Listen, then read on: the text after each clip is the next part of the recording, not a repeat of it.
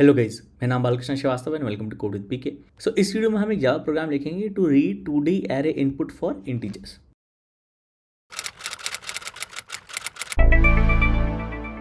तो शुरू करने से पहले इट इज़ रिक्वेस्ट कि प्लीज़ सब्सक्राइब करें मेरे चैनल को, क्योंकि मेरा चैनल नया है और आपका सपोर्ट, आपका सब्सक्रिप्शन बहुत ज़रूरी है। सो प्लीज़ सब्सक्राइब करें मेरे चैनल को। तो चलिए शुरू करते हैं। तो हमको रीड करना है एक 2D array input of integers हमारे प्रोग्राम में। तो हमको इनपुट दिया होगा, हमको उसको एक 2D एरे हमारे प्रोग्राम में इंटीजर्स का लोड करना है। तो इस वीडियो को हम दो पार्ट में सॉल्व करेंगे। पहले वाले पार्ट में हमारा इनपुट ये है, मतलब हमको number of rows, number of columns दिया है। तो नंबर ऑफ़ रोज़ 2 है, नंबर ऑफ़ कॉलम्स 3 है। उसके बाद n रोज़, तो हर एक लाइन बताएगी हर एक रो में कितने इंटीजर्स हैं, वो हमको इनपुट दी गई है। Number of rows, number of columns अलग से इनपुट है, ये मेजर डिफरेंस है। सेकंड वाले केस में हमको number of rows, number of columns नहीं पता है। ओके, हमको बस ये ग्रिड दिया गया है और हर एक लाइन एक रो है। तो आपको पता लगाना है कि कितनी लाइन्स हैं, मतलब कितने रोज़ हैं, और हर एक रो में कितने इंटीजर्स हैं, वो सेम होंगे। इतना असम्पशन है कि हर एक लाइन में नंबर ऑफ इंटीजर्स सेम होंगे। तो आपको नंबर ऑफ कॉलम्स पता लगाना है, फिर एरे बनाना है, सारी वैल्यू लोड करनी है एक 2D एरे में। ओके, और इन प्रॉब्लम्स को सॉल्व करने के लिए हम स्कैनर क्लास के फंक्शंस यूज़ करेंगे, next, next int, next line, has next int. तो अगर आप इनसे अवेयर नहीं हो तो आप एक बार वो पढ़ लो, मेरा रिकमेंडेशन है, क्योंकि हम वो फंक्शन कई बार यूज़ करेंगे। और मैंने एक ऑलरेडी वीडियो अपलोड करके भी रखा है जहाँ पे मैंने एक्सप्लेन किया है इन डिटेल कि next, has next int, next line कैसे काम करते हैं। ओके, वीडियो का लिंक आपको डिस्क्रिप्शन में मिल जाएगा। ऑलराइट, तो हमको दिया गया ये इनपुट जिसमें 2 रोज़ 3 कॉलम्स है, और ये वैल्यूज हमको लोड करनी है अपने 2D एरे में जिसमें 2 रोज़ 3 कॉलम्स है। सेकंड सैम्पल इनपुट में 3 रोज़ और 4 कॉलम्स है। तो 3 लाइन्स दी गई हैं जो हर एक रो को रिप्रेजेंट करेगा, और हर एक लाइन में 4 इंटीजर्स जो 4 कॉलम्स के लिए। ओके, तो इस वाले केस में हमको number of rows, number of columns पता दिए गए हैं। तो हम रीड कर देते हैं नम रोज़। ओके, रीड कर लेते हैं नम कॉलम्स, एरे बना लेते हैं और फिर वैल्यूज रीड कर लेते हैं। ओके, तो हम यूज़ करेंगे स्कैनर क्लास का object scanner. Okay, scanner equal to new scanner, और रीड कर रहे हैं हम यूज़र से, तो सिस्टम डॉट इन क्लोज कर देना है हमको स्कैनर सारा रीड करने के बाद। ओके, सबसे पहला read the number of rows. Okay, so int num rows हो गया हमारा scanner dot next int. Okay, जब आप नेक्स्ट इंट करोगे तो पहले वाला जो इंटीजर है वो चला जाएगा नंबर रोज़ में, जो कि नंबर ऑफ रोज़ है। फिर हम बोलेंगे read the number of columns, तो इंट नम कॉलम्स हो गया हमारा स्कैनर डॉट नेक्स्ट इंट फिर से। ओके, अगला कॉल ऑफ नेक्स्ट इंट में हमको दूसरा इंटीजर मिल जाए।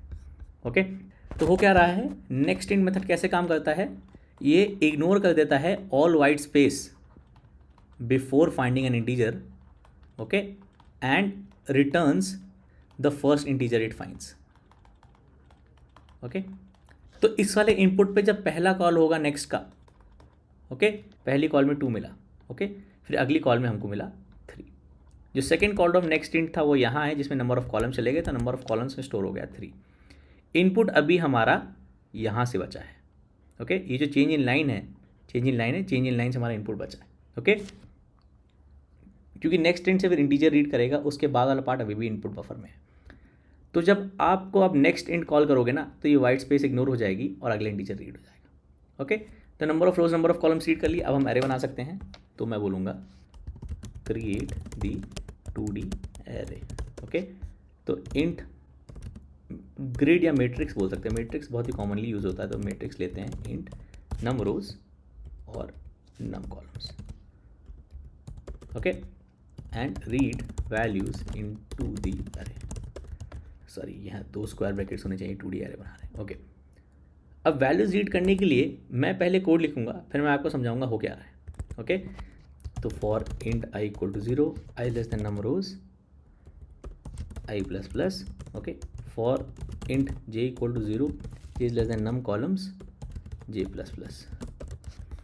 ओके, हम बोलेंगे इंट एक्स हो गया हमारा स्कैनर डॉट नेक्स्ट इंट, और हमने इसको स्टोर कर दिया matrix of location I comma J में, हो गया एक्स। ओके, और फाइनली हमको प्रिंट करा देना है प्रिंट दी 2D एरे। ओके, इसके लिए एक मेथड लिख के इसको प्रिंट करा देंगे। पहले समझते हैं हो क्या रहा है। तो आपने जब ये वाली लाइन चलाई, ओके, ये वाली लाइन जब चलाई आपने, तो एक मैट्रिक्स बन गया। ओके, एक 2D एरे बन गया जिसमें 2 रोज़ हैं और 3 कॉलम्स है, राइट, 2 रोज़ हैं और 3 कॉलम्स हैं। ओके, तो टिपिकली कन्वेंशनली हम जो है हमारे आई इंडिसेस आइट्रेट करते हैं रो वैल्यूज़, रोज़ हैं इंडिसेस 0 एंड 1, जे आइटरेट करता है कॉलम वैल्यूज़, जे है 0 1 2 3 कॉलम्स।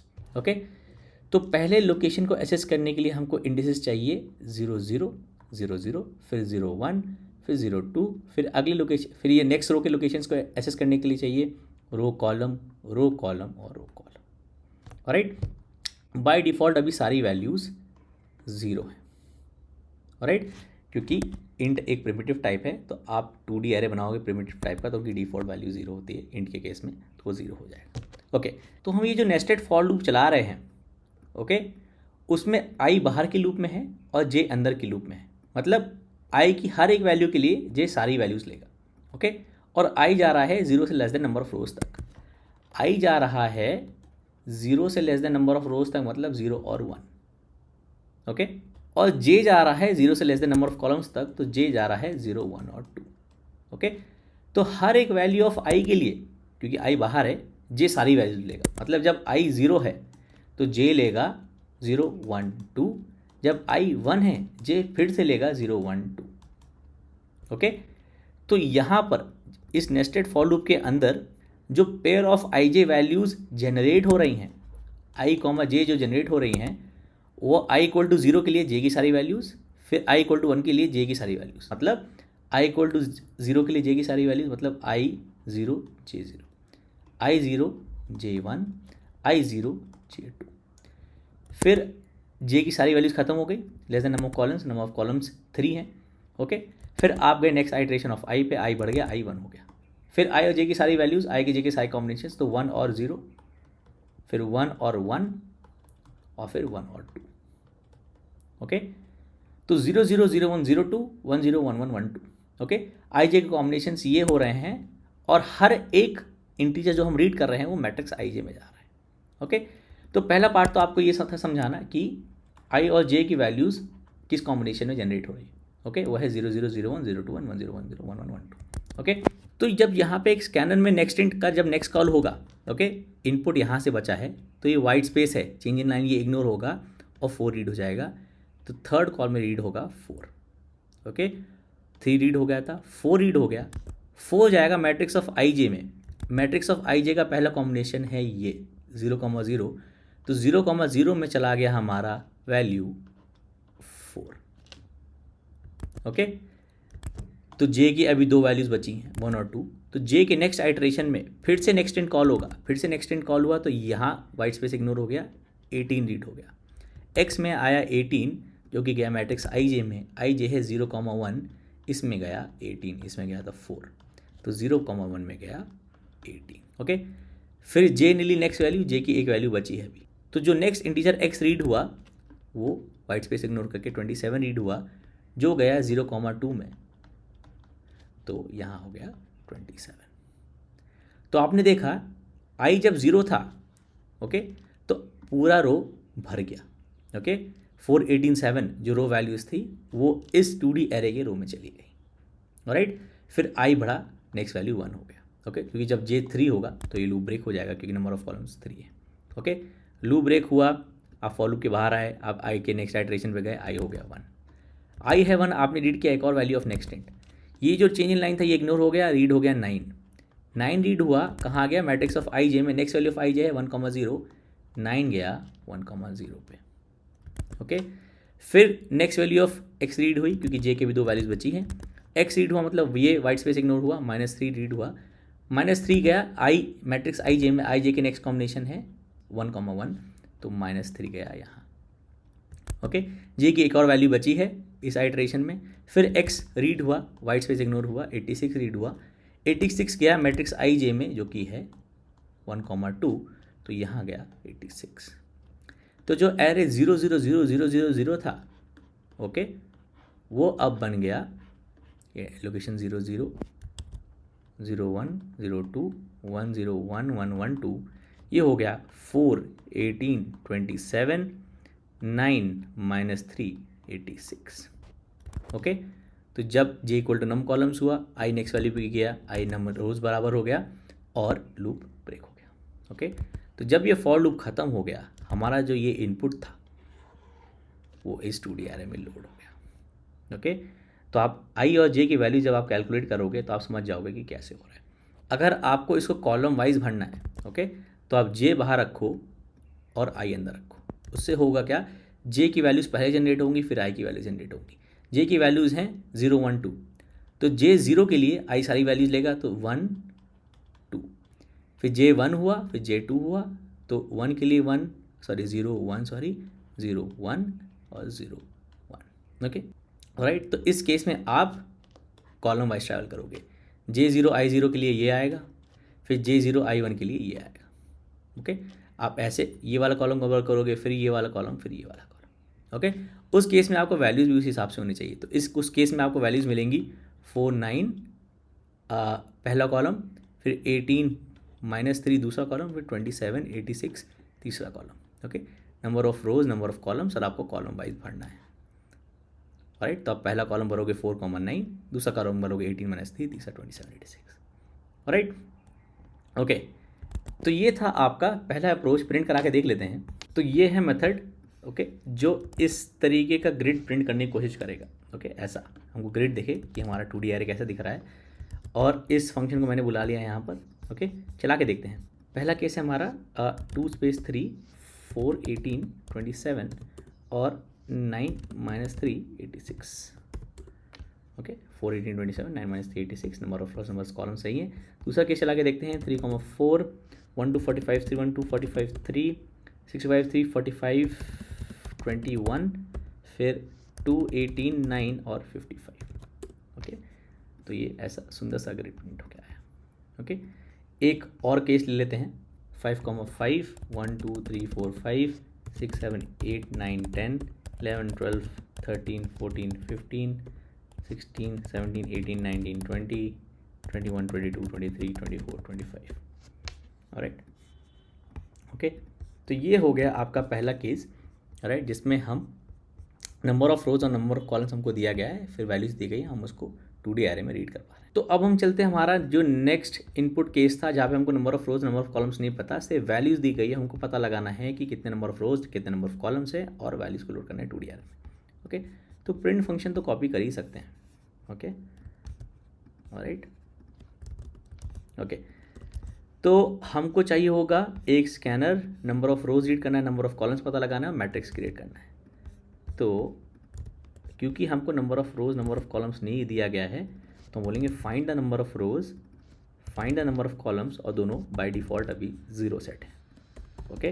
और जब हमको number of rows, number of columns मिल जाएंगे तो मैट्रिक्स बना के प्रिंट कर लेंगे। तो प्रिंट वाला ऑप्शन हमारा ये हो गया, और स्कैनर डॉट क्लोज, ओके। अभी इसको कमेंट कर देते हैं, ओके। तो हमारा इनपुट ये है, और हमको दिया गया है कि जो नंबर ऑफ लाइंस है वो नंबर ऑफ रोज़ है, ओके। तो इसमें 2 रोज़ हैं, और हर एक रो में 3 इंटीजर हैं, और 3 इंटीजर हर एक रो में। वैसे अगले केस में 3 रोज़ हैं, हर एक रो में 4 इंटीजर है, तो हर एक रो में 4 इंटीजर है। तो नंबर ऑफ रोज़ पता लगाने के लिए हम नंबर ऑफ लाइन्स कितनी इनपुट हो रही हैं वो पता लगा लेंगे। तो हमको नंबर ऑफ रोज़ मिल गए। फिर किसी भी एक लाइन से हम पता लगा लेंगे कि एक लाइन में कितने इंटीजर है, तो हमको नंबर ऑफ कॉलम्स मिल जाएगा, okay.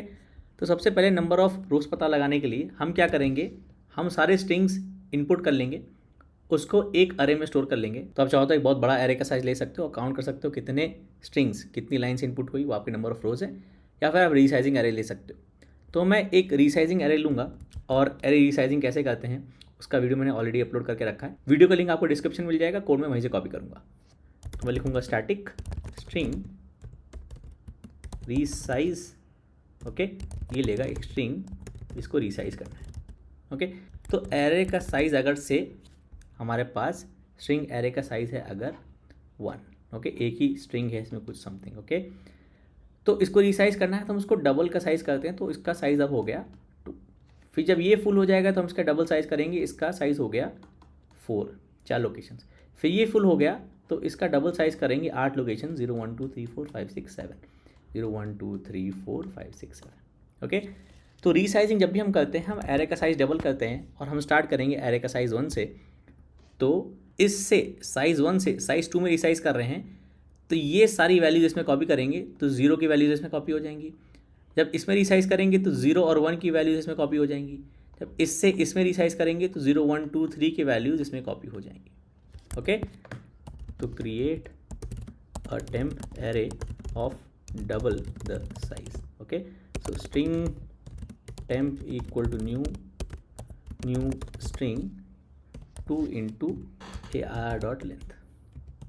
Okay, copy all the values from arr to temp. Okay, for int I equal to 0 कितनी वैल्यूज़ हैं, arr.length वैल्यूज़ हैं I plus plus. Okay, temp of I equal to arr of I.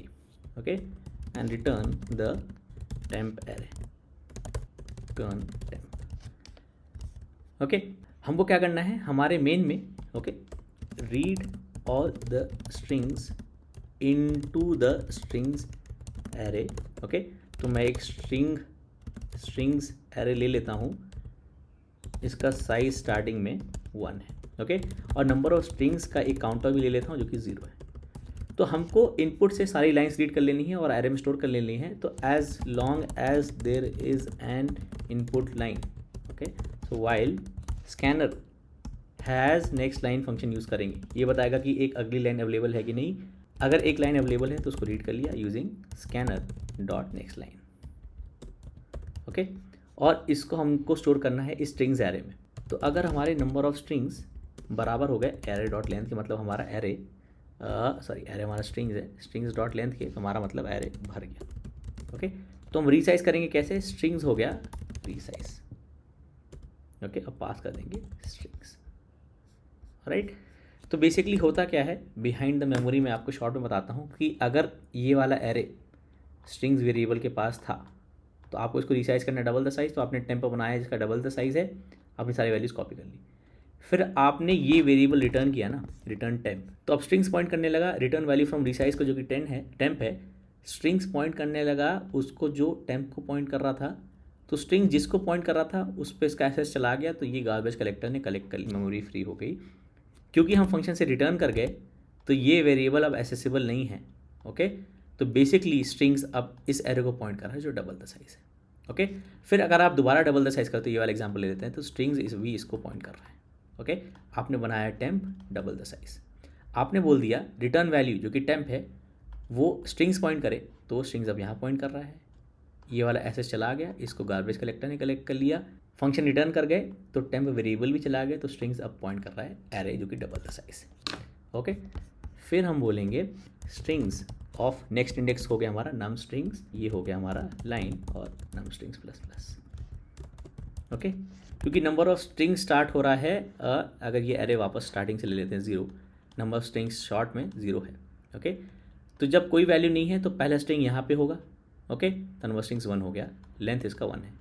L और number of strings बराबर हो गए तो resize हो गया. ओके, एरे भर गया. ओके, ये वाला लोकेशन यूज्ड है.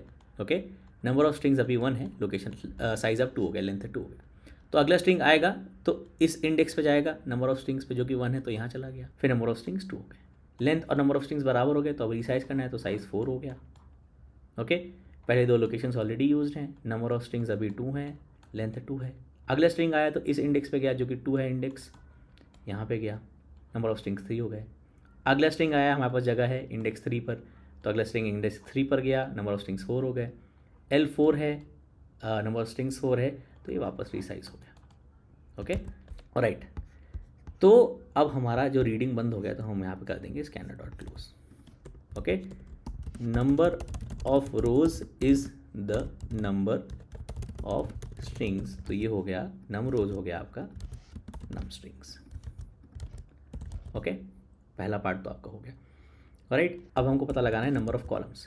तो नंबर ऑफ कॉलम्स बेसिकली क्या है, एक स्ट्रिंग में कितने इंटीजर्स हैं. ओके, तो इसको पता लगाने के लिए एक मेथड लिखता हूँ मैं बोलूँगा स्टैटिक इंट गेट नम कॉलम्स. ये लेगा एक स्ट्रिंग रो और पता लगाएगा इसमें कितने इंटीजर्स हैं, जो कि बेसिकली नंबर ऑफ कॉलम्स है. ओके, तो ये स्ट्रिंग रो आपका इनमें से कोई भी स्ट्रिंग हो सकता है. ओके, इस केस के लिए कोई भी स्ट्रिंग, इस केस के लिए कोई भी लाइन. ओके, तो आप इस स्ट्रिंग में से कैसे पता लगाओगे कितने इंटीजर हैं, स्पेस सेपरेटेड इंटीजर्स है, तो आप वापस स्कैनर यूज़ कर सकते हो. कैसे, तो आप ऐसा सोचो कि अगर आपको ये वाला इनपुट दिया हो गया होता यूज़र इनपुट में, जहाँ पे स्कैनर सिस्टम डॉट इन से रीड करता है. ओके, इस वाले केस में तो आप बोलते हैं हैज़ नेक्स्ट इंट और नेक्स्ट इंट, मतलब जब तक एक इंटीजर है उसको रीड करो. ओके, तो ये टोटल 6 इंटीजर्स हो जाते हैं. ओके, अगर आपको सिर्फ ये दिया गया होता, ओके, 1 मिनट के लिए सिर्फ यही इनपुट मान लेते हैं, तो आप बोलते हैं has next int next int has next int next int has next int next int, 3 integer read हो गए। ओके, तो जैसे सिंगल लाइन ऑफ इनपुट आप यूज़र इनपुट दे के पता लगा सकते हो कितने इंटीजर्स हैं, हैज़ नेक्स्ट इंट यूज़ करके, वैसे ही सेम इनपुट आप स्ट्रिंग में दोगे ना तो स्कैनर एक स्ट्रिंग से भी रीड कर लेता है।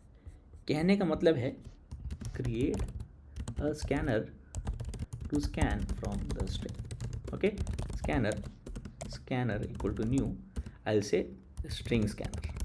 ओके, स्कैनर, और ये है हमारा रो। देखिए दिस वर्क्स। ओके, तो आप इसको ऐसे सोचो ना कि ये जो इनपुट आप ये दे रहे हो ये बेसिकली एक स्ट्रिंग है जिसको आप यूज़र इनपुट में देते हो। आप सेम इनपुट फाइल से दोगे तब भी स्कैनर के सेम फंक्शंस यूज़ होंगे, इसलिए आप ये स्ट्रिंग डायरेक्टली अगर स्कैनर को भी दे देते हो तो सेम फंक्शंस यूज़ करके आप पता लगा सकते हो कितने इंटीजर्स हैं। Okay, so count the number of integers, जो बेसिकली नंबर ऑफ कॉलम्स हैं। Okay, so while string scanner, जब तक इस स्कैनर इनपुट सोर्स में एक नेक्स्ट इंट है, हैज़ नेक्स्ट इंट। ओके, आप रीड करो नेक्स्ट इंट। ओके, और बढ़ा दो नंबर ऑफ इंटीजर्स बाय 1, क्योंकि जितने बार हैश नेक्स्ट इंट कॉल्ड होगा ट्रू होगा उतने ही इंटीजर्स हैं हमारे पास, उतने इंटीजर बढ़ाते जा रहे हैं। And return the number of integers, return number integers. Okay, तो ये हमको नंबर ऑफ कॉलम्स दे देगा, मतलब नंबर ऑफ इंटीजर्स एक स्ट्रिंग में कितने, मतलब एक रो में कितने इंटीजर्स, मतलब एक रो में कितने कॉलम्स हैं। तो मैं कह सकता हूँ get the number of columns. तो आप पहला स्ट्रिंग पास कर दो या दूसरा स्ट्रिंग पास कर दो, पहला तो हो गई होगा, एक स्ट्रिंग तो हो गई होगा, तो आप बोल सकते हो number of columns is get number of columns और पास कर दो पहला रो जो कि पहले इंडेक्स का स्ट्रिंग है।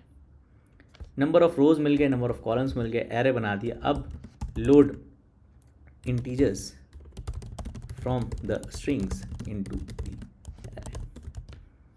ओके, तो हर एक स्ट्रिंग इस स्ट्रिंग्स एरे में बेसिकली एक रो है। ओके, ये वाली रो है जो कि एज अ स्ट्रिंग सेव्ड है। ओके, उसमें से हमको इंटीजर्स पास करके रो में सेव करने हैं। तो मैं एक मेथड लिख सकता हूँ स्टैटिक वॉइड पार्स रो स्ट्रिंग, जो लेगा एक रो स्ट्रिंग और एक रो जिसमें हमको ये वैल्यूज़ भरनी है। ओके, और हम सेम आइडिया लगाएंगे स्कैनर वाला। ओके, हमको इस बार पता है कि रो का लेंथ कितना है, मतलब इस रो स्ट्रिंग में कितने इंटीजर्स हैं, क्योंकि इसका लेंथ यहीं से आ रहा है। ओके, ये रो बेसिकली एक रो है जिसमें number of locations, number of columns होंगे, तो नंबर ऑफ कॉलम्स तो हम इसी मेथड से पता लगा रहे हैं। तो इस रो स्ट्रिंग में नंबर ऑफ इंटीजर्स और इस रो का लेंथ सेम होगा। ओके, सो फिर से क्रिएट अ स्कैनर, सेम चीज़। ओके, रो स्ट्रिंग है, इस बार वेरिएबल का नाम और close the scanner. Okay, same चीज़ करेंगे। ओके, इस बार हम इंटीजर को रीड कर लेते हैं, नंबर ऑफ इंटीजर्स इस बार हमको नहीं बढ़ाना, और इंट इंडेक्स, जो रो का इंडेक्स है वो 0 से स्टार्ट होगा, तो मैं बोलूँगा row of index plus plus is X.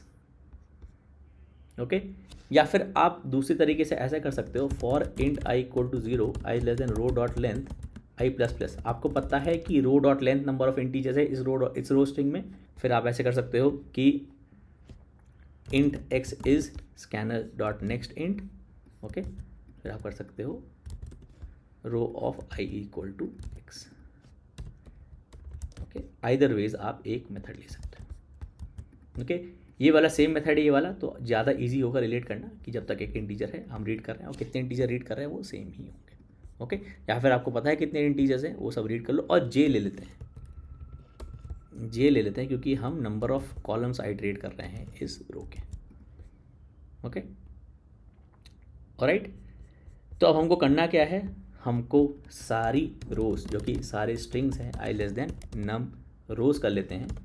Okay, और मैं बोलूँगा पार्ट्स रो स्ट्रिंग में पास करेंगे हम ith स्ट्रिंग, और हम पास कर सकते हैं डायरेक्टली मैट्रिक्स का रो, ऐसे ith रो मैट्रिक्स का आप ऐसे पास कर सकते हो एक इंडेक्स देकर। ओके, और फाइनली कर देते हैं प्रिंट 2D अरे matrix.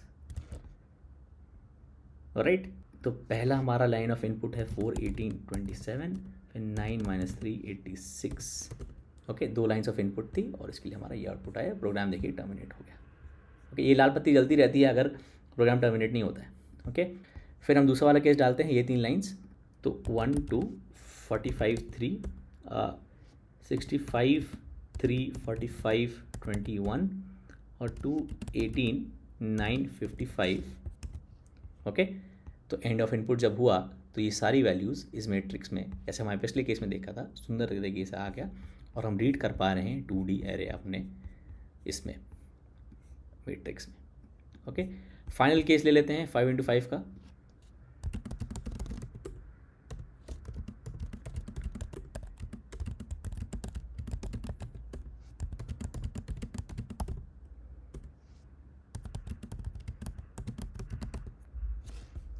Okay end of input.